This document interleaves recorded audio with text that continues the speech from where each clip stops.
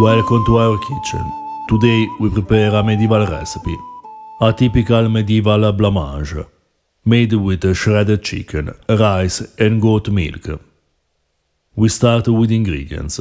We need chicken breast, rice, almonds, cured pork fatback, goat milk, a bit of white cane sugar and ginger.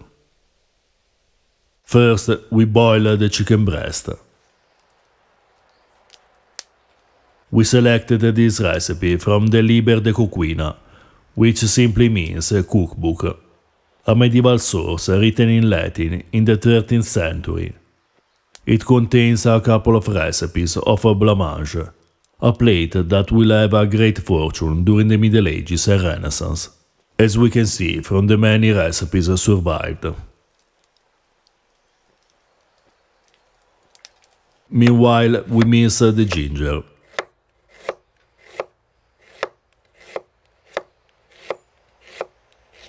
Ginger is one of the most common spices in medieval cuisine, and was known since ancient Roman time. It was available both fresh and dry. For a better outcome of this recipe, we suggest using it fresh. Then we mince the cured pork fatback. Cured pork fatback was the most used cooking fat in medieval high-end cuisine. It is quite salty and savory, so you don't need to add more salt to the dish.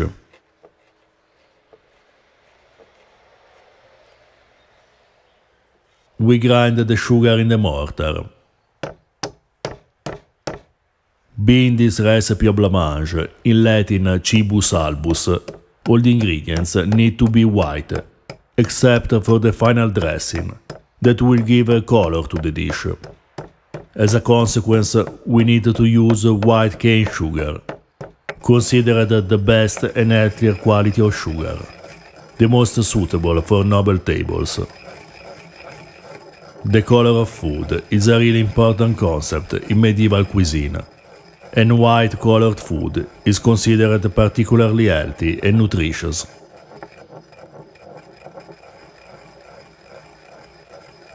When the chicken breast is cooked, we let it cool and shred it. In this recipe, it is important to shred the chicken and not mince it. There are many similar medieval recipes that require to mince the meat, while in this case the medieval text says explicitly to shred it. Now we place the minced cured pork fatback in a hot pan and let it melt. Then we add the peeled almonds and fry them for a few seconds.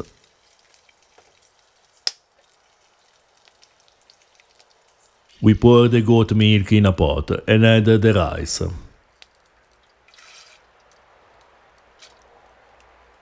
The anonymous author of the Libro de Coquine suggests using for this recipe goat milk, but there are other versions with sheep milk or almond milk. A different recipe for this dish uses rice flour instead of whole grains of rice. Similar preparations exist also in ancient cuisine. We find many examples in Cato, Pliny the Elder and Apicius, as well as in medical texts.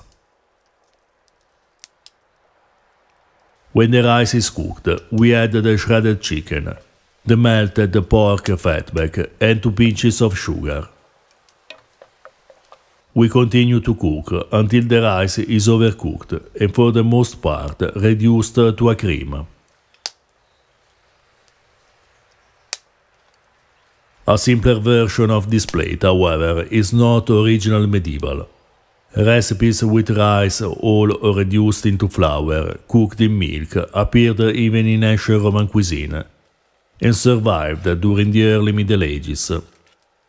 We find in Apicius' cookbook a rice cream paired with meatballs, and in the 6th century Antimus' medical book, a rice overcooked in goat milk. Rice and milk, indeed, is considered a medicinal remedy, in particular if accompanied with sugar. We find this information in a medieval medical handbook, the Tracvinum Sanitatis. The medieval author specifies that this dish must have a thick consistency.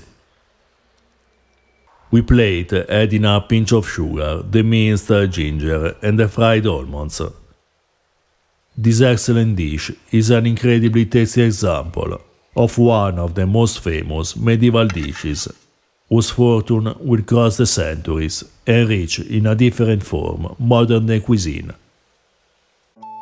If you're interested in ancient foods and flavors, or you're just looking for unusual and delicious recipes, please subscribe our channel.